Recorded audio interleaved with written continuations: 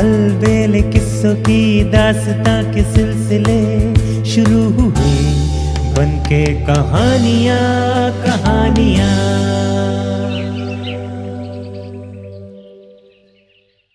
एक कहानी ऐसी भी। आइए सुनते हैं आज की कहानी, पद्मिनी रतन सेन। तब दिल्ली की सत्ता अलाउद्दीन खिलजी के हाथों में थी। वो बहुत ही क्रूर और सत्ता लोलुप बादशाह था। अपने काका जलालुद्दीन खिलजी की हत्या करके वो दिल्ली की राजगद्दी पर बैठा था। सुंदरता के लिए पागलपन के सिवाय अलाउद्दीन सनकी और जिद्दी स्वभाव का भी था। उसकी महत्वाकांक्षाएं इतनी बड़ी हुई थी कि कभी कभी तो वो दूसरा सिकंदर बनने के ख्वाब देखने लगता था। कभी वो धर्म का पालन करता तो कभी ये कहकर उसे ठुकरा देता कि धर्म महज एक सौदेबाजी और मनोरंजन का साधन मात्र है और इसका शासन से कोई संबंध नहीं है। राजनीतिक मसलों पर वो अपने दरबार के विद्वानों की सलाह कभी नहीं मानता था तथा ये कहकर उनकी बातें ठुकरा देता था कि एक बुद्धिमान राजकुमार की राय कई लोगों की राय से ज्यादा अच्छी होती है। अलाउद्दीन अपने ढंग का एक अलग ही आदमी था। वो हमेशा सौंदर्य, ऐशो आराम तथा वासना में डूबा रहता था। सौंदर्य के पीछे पागल रहने के परिणाम स्वरूप उसे कई बार मुसीबतों का सामना करना पड़ा, किंतु उसने अपनी जिद न छोड़ी। 14वीं शताब्दी के आरंभ में जब अलाउद्दीन अपने राज्य का विस्तार करने के लिए राजपूताने के राज्यों पर हमला कर रहा था, तब उसने मेवाड़ के राजा रतन सेन की रानी पद्मावती पद्मिनी के अद्वितीय सौंदर्य का समाचार सुना। ऐसा कहा जाता था कि उस समय पूरे राजपूताने में उसके जैसी सुंदर स्त्री कोई और नहीं थी। वो सिंहल द्वीप की पद्मिनी के नाम से विख्यात थी। राजा रतन सेन उसे सिंहल द्वीप वर्तमान श्रीलंका से विवाह करके लाया था। बस फिर क्या था, अलाउद्दीन पद्मिनी को प्राप्त करने के लिए दीवाना हो उठा। सबसे पहले उसने पद्मिनी को छल से हरण करने के लिए बदले वेश में अपने गुप्तचर भेजे। जब उससे उसे सफलता न मिली तो कूटनीतिक औरतें सीधे पद्मिनी के पास भेजी गईं, जो अलाउद्दीन की तारीफ करके पद्मिनी को फुसलाने की कोशिश करती। किंतु जब उन्हें भी हार खानी पड़ी तो अलाउद्दीन क्रोध से पागल हो उठा। वो पद्मिनी को प्राप्त करने के लिए मेवाड़ पर आक्रमण करने की तैयारी करने लगा। मेवाड़ का राजा रतन सेन एक बहादुर राजपूत था। वो युद्ध में जितना वीर था उतना ही राज्य के प्रति वफादार तथा मातृभूमि का भक्त था। उसे जैसे ही अलाउद्दीन के कुत्सित इरादों का पता चला तो वो भी अलाउद्दीन की सेना का मुकाबला करने के लिए तत्पर हो उठा। राजपूत सिपाही अपनी बहादुरी के लिए प्रसिद्ध थे। उनकी विशेषता अपनी आन बान और शान के लिए मर मिटना थी। देश की आन के लिए अपनी जान की बाजी लगा देना उनके लिए मामूली बात थी। राजपूत ललनाएं भी बहादुरी और साहस में किसी प्रकार कम नहीं थी। अपने पतियों को वीरतापूर्वक लड़ाई में भेज देने के बाद वे स्वयं चिता जलाकर सती हो जाया करती थीं। शक्ति के जोर से पद्मिनी को पाने का सपना देखते हुए अलाउद्दीन ने अपनी विशाल सेना लेकर चित्तौड़ की ओर प्रस्थान किया।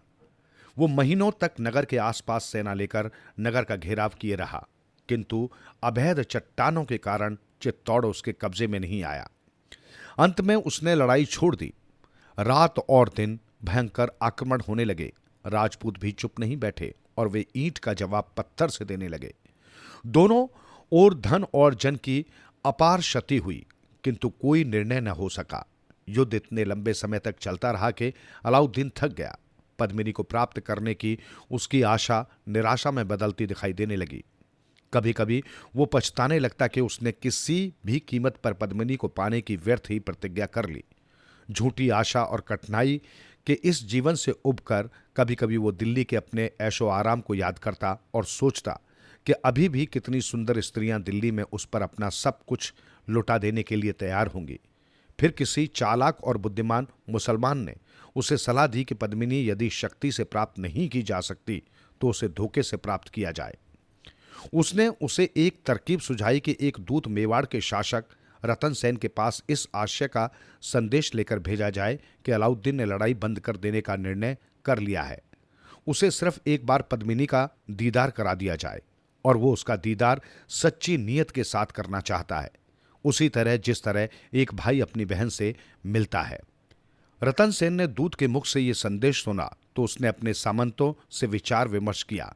तब सबने यही परामर्श दिया कि अलाउद्दीन यदि रानी को बहन की दृष्टि से देखता है और ऐसा करने से यदि खून खराबा बंद होता है तो उसकी ये इच्छा पूरी कर दी जाए।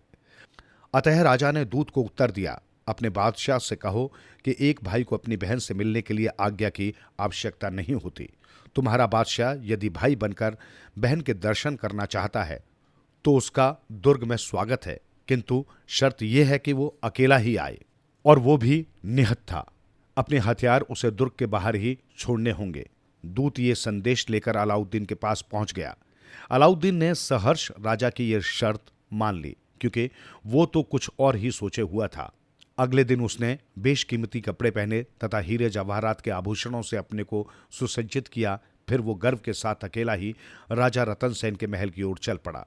उसे पूरा विश्वास था कि राजपूत अपने वचन के पक्के होते हैं और वे अपने दुश्मन को भी धोखे से नहीं मारते।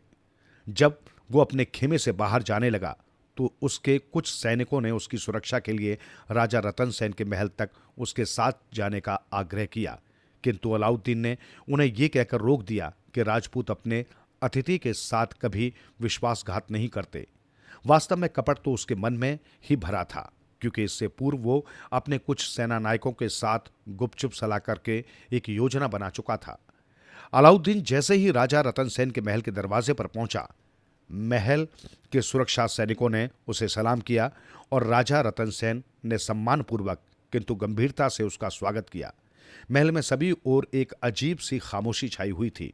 सुल्तान को दरबार हॉल में बैठाया गया। फिर आया अग्नि परीक्षा का समय। अलाउद्दीन ने पद्मिनी को देखा तो जरूर, किंतु प्रत्यक्ष नहीं, बल्कि आईने में उसका प्रतिबिंब मात्र, जो 12 बार प्रतिबिंबित होकर उसके सामने लाया गया था। पद्मिनी का रूप सौंदर्य देखकर सुल्तान पल भर के लिए स्तंभित रह गया। वो आईने की ओर एकटक देखता रहा। पद्मिनी सचमुच ही अपूर्व सुंदरी है। रूप सौंदर्य में इसकी बराबरी करने वाला इस पृथ्वी पर कोई दूसरा नहीं है। इसे तो प्राप्त करना ही होगा, चाहे इसके लिए कोई भी कीमत क्यों न चुकानी पड़े, उसने सोचा। कटु परीक्षा समाप्त हुई। पद्मिनी क्रोध और अपमान से आहत होकर फर्श पर गिर पड़ी। वो बार बार अपने उस सौंदर्य को धिक्कारने लगी जिसके कारण आज उसे अपमानित होना पड़ा। जब भी वो अलाउद्दीन की क्रूर घृणित दृष्टि का स्मरण करती, गुस्से से उसका चेहरा लाल हो जाता था। उसे लगा जैसे किसी ने उसके पावन पुनीत चेहरे पर कलंक की कालिख पोत दी हो। वो फूट फूट कर रोने लगी और ये सोचकर कि अब वो अपने देवतुल्य पति को अपना कलंकित चेहरा कैसे दिखाएगी, शोक से विहाल हो उठी। उधर राजा रतन सेन कुछ दूर तक अलाउद्दीन को विदा करने के लिए गए। अलाउद्दीन ने उन्हें बातों में इस तरह उलझाया कि उन्हें ये पता ही न चला कि कब सुल्तान का खेमा आ गया। अपने को मुसलमानों के बीच पाकर भी राजा ने उन पर अविश्वास नहीं किया। कारण ये था कि उन्हें बादशाह की बातों पर पूरा भरोसा था। वो वापस लौटने ही वाले थे कि बादशाह के संकेत पर मुसलमान सैनिकों ने राजा को घेर कर बंदी बना लिया। रतन सेन ने एक तीखी घृणा भरी दृष्टि बादशाह पर डाली, किंतु उसने बेशर्मी से कहा, पद्मिनी को एक बार देखने का मेरा उद्देश्य ये जानना था, क्या सचमुच में वो अपूर्व सुंदरी है और प्राप्त करने योग्य है। अब मुझे मालूम हो गया कि वो ऐसी ही है और मैं दिल्ली का बादशाह आज फिर इस बात की प्रतिज्ञा करता हूं कि उस समय तक चैन की सांस नहीं लूंगा जब तक कि उस अद्वितीय सुंदरी को हासिल न कर लूं। थू है तुझ पर सुल्तान। राजा ने घृणा से उसकी ओर थूकते हुए कहा, अरे तू कैसा मुसलमान है। एक सच्चा मुसलमान कभी अपनी मुंहबोली बहन पर कुदृष्टि नहीं डालता। इस देश में ऐसी अनेक मिसालें मिलती हैं जब कई मुसलमान शासकों ने अपनी मुंह बोली बहनों को मुसीबत में पड़ी देखकर उनकी भरपूर मदद की और उन्हें समय पर पहुंचाकर उस मुसीबत से छुटकारा दिलाया। किंतु तू मुसलमान थोड़े ही है, तू तो किसी नापाक खबीस का खून है। मैं तुझ पर 1000 बार लानतें भेजता हूं। सैनिकों, देख क्या रहे हो। बादशाह ने अपने सैनिकों से कहा, ले जाओ इस काफिर को और इसे किसी महफूज जगह पर ले जाकर कैद में डाल दो। ध्यान रहे, हुक्म में जरा भी लापरवाही बरती गई तो सबके सिर कलम कर दूंगा। राजा रतन सेन के साथ की गई गद्दारी की खबर सुनते ही चित्तौड़ में सनसनी छा गई। पूरे मेवाड़ में ये खबर जंगल की आग की तरह फैल गई कि सुल्तान ने धोखे से हमारे महाराज को बंदी बना लिया है। तब सारे सामंत और दरबारी एक जगह इकट्ठे हुए और बड़े वाद विवाद के बाद ये तय किया गया कि एक दूत सुल्तान के पास भेजकर उससे ये पूछा जाए कि महाराज को मुक्त करने के बदले में वो क्या चाहता है। इस प्रश्न का उत्तर बादशाह ने तुरंत भेजा। उसने कहा, हम सुंदरी पद्मिनी को चाहते हैं, उसे तुरंत हमारे पास भेज दिया जाए, वरना राजा रतन सेन की हत्या कर दी जाएगी और युद्ध फिर से शुरू कर दिया जाएगा। करीब 1 सप्ताह तक सारे चित्तौड़ में शांति छाई रही। हर कोई दुविधा में दिखाई देता था, किंतु कोई निर्णय नहीं किया जा सका। पद्मिनी दुख से कातर होकर बार बार अपने सौंदर्य को धिक्कारती कि मेरे कारण ही चित्तौड़ पर यह मुसीबत आई। दिन और रात वो ये सोचती कि कैसे राजपूती इज्जत की रक्षा की जा सकती है। अंत में उसे एक तरकीब सूझ गई। उसने तुरंत अपने सरदारों और जवानों को बुलवाया और अपनी योजना उनके सामने रखी।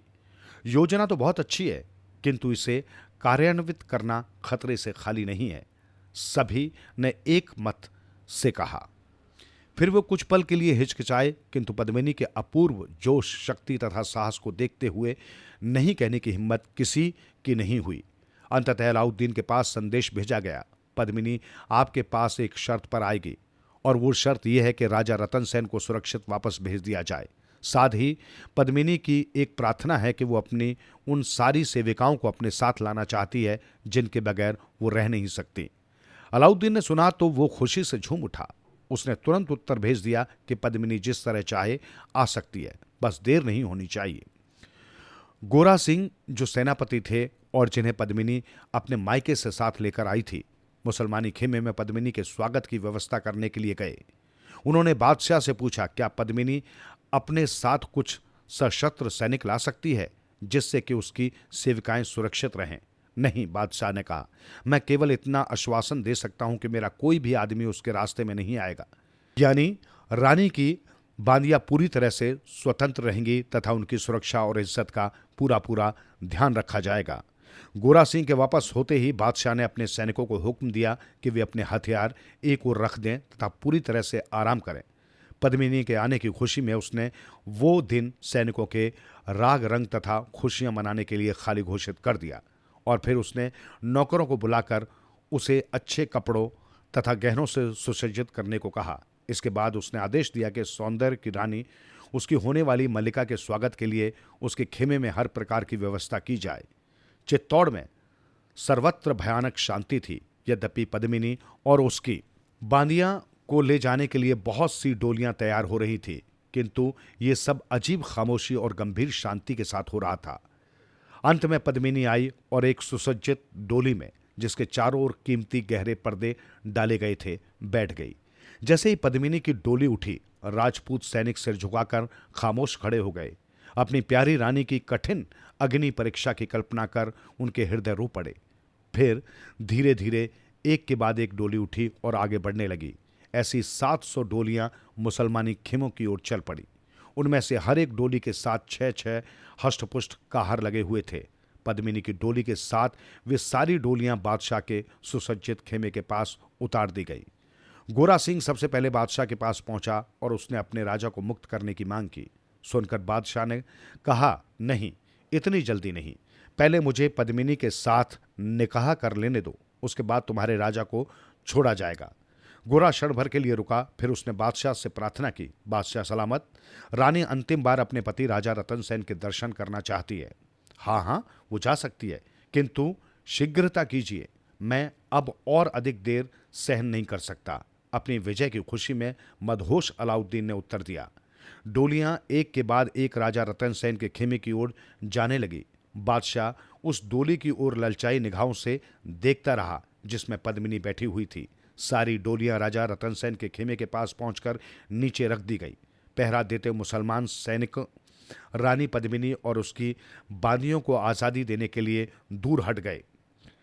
पद्मिनी तेजी से डोली में से उतरी और रतन सेन के खेमे में चली गई। राजा रतन सेन उसे देखकर अवाक रह गए। पद्मिनी ने उनसे कहा, जल्दी कीजिए महाराज, ये विस्मय करने का समय नहीं है, बाहर निकलिए, घोड़े तैयार हैं। पलक झपकते ही राजा की समझ में सारी बात आ गई। वो तत्काल उठकर तैयार हो गए। बाहर 2 घोड़ों पर मुस्लिम सैनिकों के प्रवेश में गोरा और बादल बैठे हुए थे। वे नीचे उतर गए। राजा और रानी दोनों घोड़ों पर सवार हुए और विद्युत गति से बादशाह की छावनी से बाहर निकल गए। राजा और रानी के सुरक्षित निकल जाने के बाद डोलियों के पर्दे उठने लगे और उनमें से बजाय सेविकाओं के राजपूत सैनिक हथियार लिए बाहर निकलने लगे। बादशाह के सैनिक राग रंग में व्यस्त थे। राजपूत सैनिक उन पर बिजली बनकर टूट पड़े।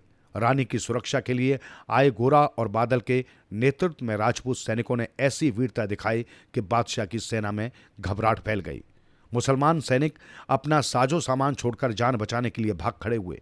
राजपूतों ने ऐसी मार काट मचाई कि स्वयं बादशाह को अपने खेमे से भागना पड़ा। यद्यपि इस युद्ध में राजपूतों में शिरोमणि गोरा और बादल युद्ध में काम आ गए, किंतु मरकर भी वे बादशाह की सेना में इतना खौफ पैदा कर गए कि दिल्ली की सेना उनके नाम से दहलने लगी। पराजित होकर अलाउद्दीन को चित्तौड़ से अपना घेरा उठाना पड़ा और वो बेहद शर्मिंदगी महसूस करता हुआ दिल्ली लौट पड़ा। अलाउद्दीन दिल्ली पहुंचा। कई महीनों के बाद वो राजपूताने से लौटा था, अतः दिल्ली में बगावत के स्वर उठने लगे थे। अलाउद्दीन ने सबसे पहले बागी सामंतों का सिर कुचला और फिर अपनी सेना को चुस्त दुरुस्त करने में लग गया। ऐसा करने में उसे कई वर्ष बीत गए और जब वो विद्रोह पर काबू करके निश्चिंत हो गया तो फिर उसका ध्यान चित्तौड़ की ओर गया। पद्मिनी को न पाने की कसक अब भी उसके दिल में रह रहकर उठ जाती थी। इस बार उसने एक विशाल सेना लेकर फिर से चित्तौड़ पर धावा बोल दिया।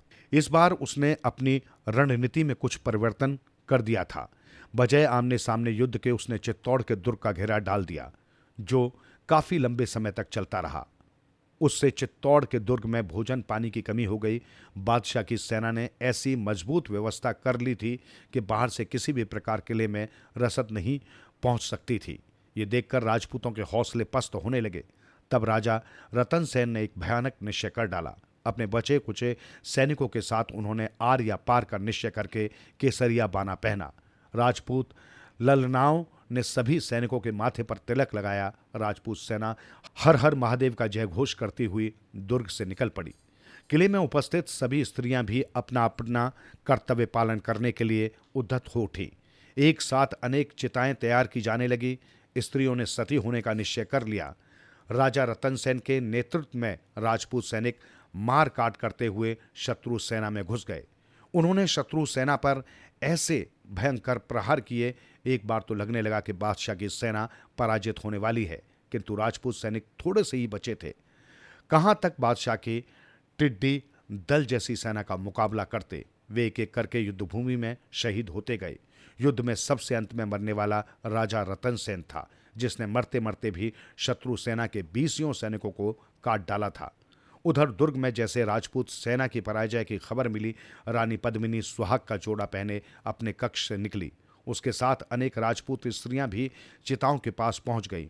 रानी पद्मिनी ने कुछ पल चिता के सामने खड़े होकर अपनी आराध्य देवी की स्तुति की, फिर वो जलती चिता में कूद गई। उसके बाद एक एक अन्य करके राजपूत ललनाएं भी आग की जलती चिताओं में कूदने लगी। मांस जलने की दुर्गंध से सारा दुर्ग भर उठा। बादशाह की सेना जब चित्तौड़ के किले में दाखिल हुई तो वहां जलती हुई चिताओं के अलावा कुछ भी नहीं था। रानी पद्मिनी के साथ साथ दुर्ग की सभी राजपूत स्त्रियां अपने अपने प्रियतमों से मिलने के लिए स्वर्ग में पहुंच चुकी थी। अलाउद्दीन ये सब देखकर भौचक्का रह गया। पद्मिनी को हासिल करने का उसका ये अंतिम दांव भी निष्फल हो गया था।